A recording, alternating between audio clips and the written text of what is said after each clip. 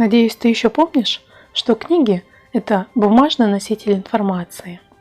Они содержат в себе слова или картинки, но мы рассматриваем книгу, в которой нет слов и нет картинок.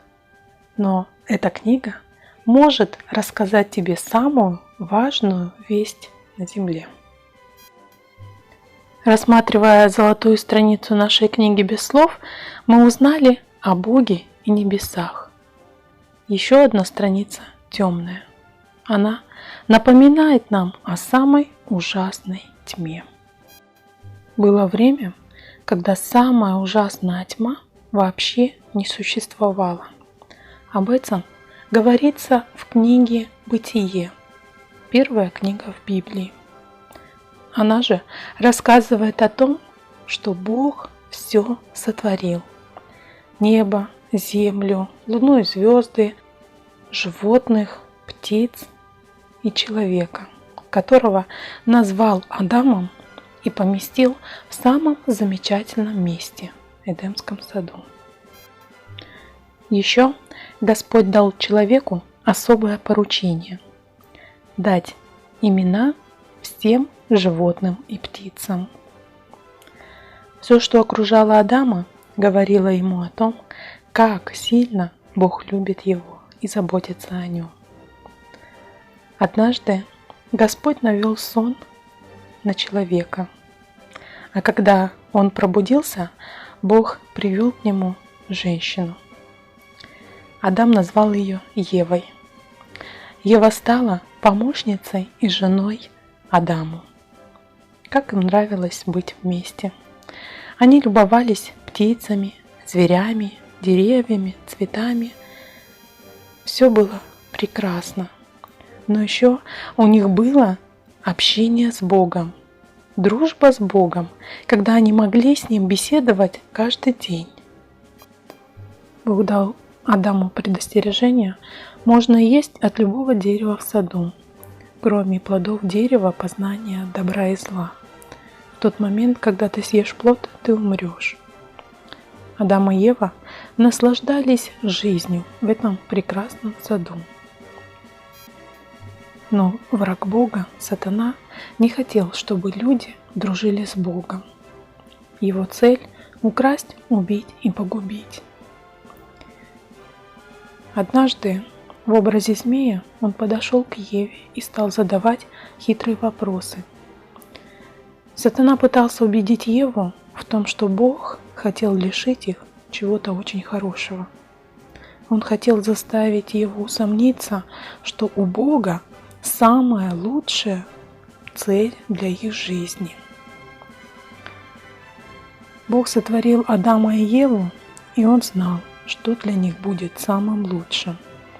Бог знает, что будет самое лучшее и для тебя. Его воля написана в Библии. Очень важно знать, что Он говорит, и слушаться Его. Адам и Ева восстали против Бога. Они не послушали Его волю. Библия называет непослушание грехом. Именно об этом нам говорит темная страница. В Божьем Слове написано: «Путь же беззаконных, как тьма». Из-за непослушания Адама и Евы грех вошел в жизнь каждого человека. Теперь каждый из нас, ты и я, являемся грешниками. И каждый день мы продолжаем проявлять свою греховную натуру. В Библии написано: «Возлюби Господа Бога всем сердцем твоим». Но когда ты делаешь то, что ты хочешь сам, проявляешь непослушание и нарушаешь эту заповедь. Библия говорит: все согрешили и лишены славы Божьей. И в твоей жизни есть проблема тьмы греха. Со времен Адама и Евы каждый человек сталкивается с этой проблемой. Каким же страшным был тот день, когда первые люди ослушались Бога. Адам и Ева почувствовали стыд и сделали для себя одежду из листьев. Но когда пришло время общения с Богом, Они испытали чувство страха. Они согрешили. И теперь они не могли общаться с Богом. Ведь Бог, Он святой. Нет в Нем никакой тьмы, так говорит Библия. Адам и Ева спрятались, когда услышали голос Бога. Никто не может скрыть свои поступки от Бога, даже если ты совершаешь их в тайне. Плохие дела, слова и даже плохие мысли, которые в твоей голове, Бог знает все. Бог знал, что совершили Адам и Ева. Он спрашивал их для того, чтобы они признали свою вину. Но Адам обвинил Еву во всем, а Ева, в свою очередь, обвинила змея. Они не хотели признать своей вины.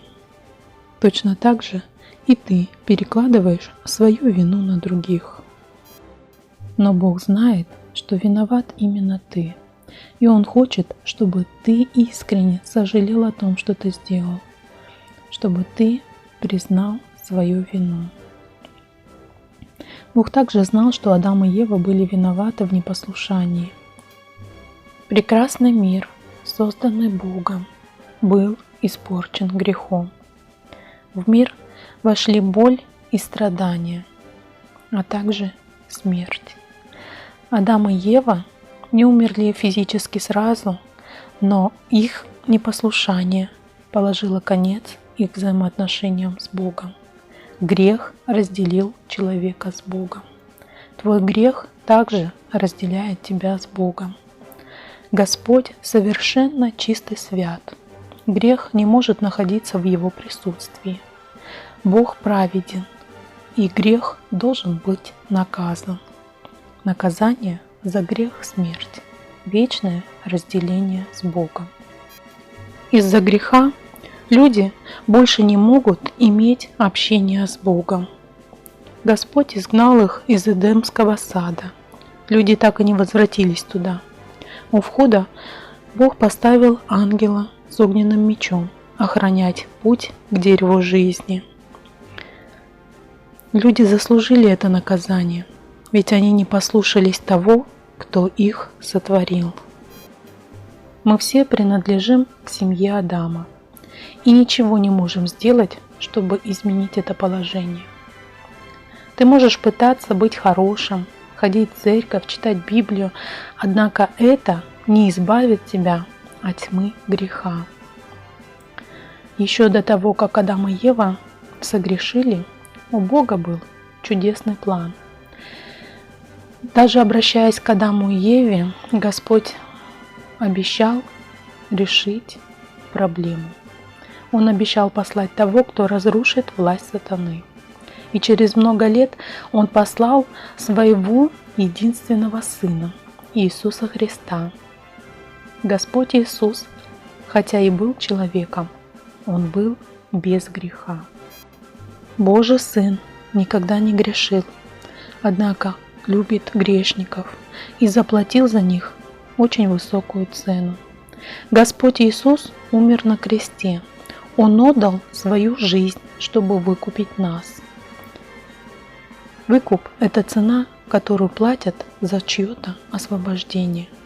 Иисус заплатил своей драгоценной кровью. Он не остался мертвым. Он воскрес и живет вечно. Только Он может избавить тебя от твоих грехов.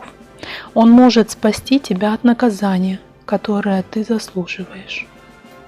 Если ты примешь Иисуса как своего Господа и Спасителя, ты можешь быть уверен, что после смерти будешь жить на небесах вместе с Ним, и тебе не придется нести наказание за свои грехи. Божий Сын изменит тебя. Он сказал: «Кто последует за Мною, тот не будет ходить во тьме». Обратись к Нему прямо там, где ты сейчас находишься.